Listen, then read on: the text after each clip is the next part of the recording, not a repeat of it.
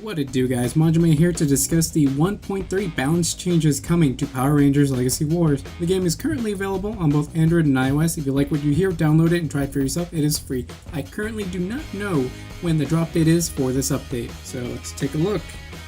This is what is changing for each character that something is actually changing for. If you don't see your character here, it's because they're not being touched. Now, aside from the system-wide changes happening to strikes and other mechanics like that, that was covered in the last video, linked in the description below. First, we have Mighty Morphin Blue Billy. With the changes to the timing of mid-air hits, we needed to readjust the timing of Billy's main combo to make sure it connected fully. That is, Tricera combo. Timing has been fixed. Now, something that you'll see here that is going to repeat and kind of tells you whether or not it's a good thing is right here, it's a plus. Later on, if you see a minus, that means that's a nerf. Right now, this is, I wouldn't even call this a buff, although it does, because it kind of just fixed something. But since it does allow him to connect fully, that is a buff. So not much there, and that just kind of makes sense. Mighty Morphin Green Tommy. Being a strike-heavy character, the new update will be a buff within itself.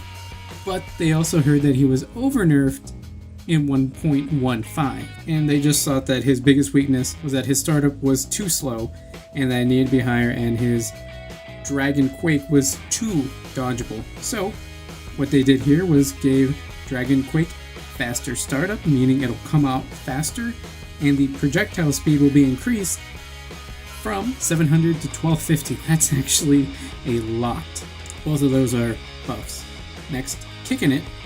Faster startup, meaning it comes out faster. You have to be a lot more reactive. Next is something that I'm almost sure that we've all seen coming. Wild Force Black Danny. His Bison Charge, and this is the first one we've seen, slower startup, meaning for that move to come out, he's probably going to do the pose for even longer.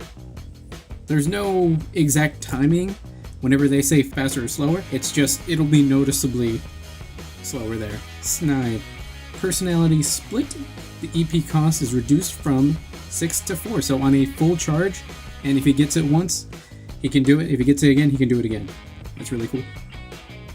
The damage has been reduced, however, by 20%, going from 87 to 70.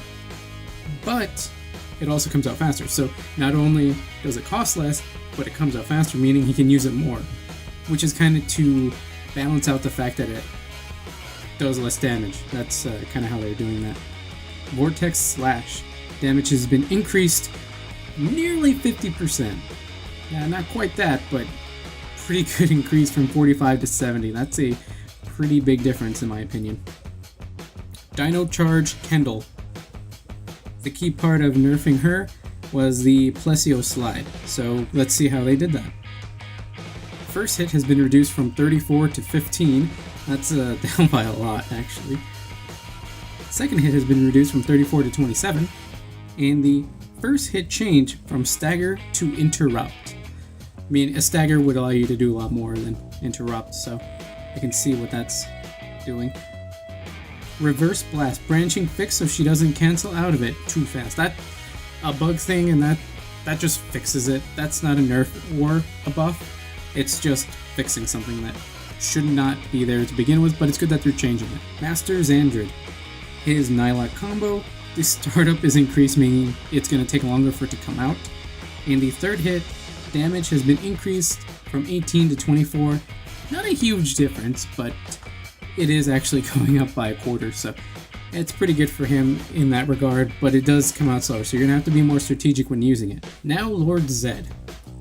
His Shockquake has been buffed in that the second and third hit do more damage from 15 to 27 than 15 to 45. Those are pretty good increases. Now it comes out faster and has faster throughout, meaning it's not going to be a huge time sink and it's going to come out faster. Double Trouble. This is neither a buff nor a nerf because it is a different type of move now, going from a strike to a breaker. Damage has been increased, with the first hit going from 16 to 18 and the second hit from 18 to 24.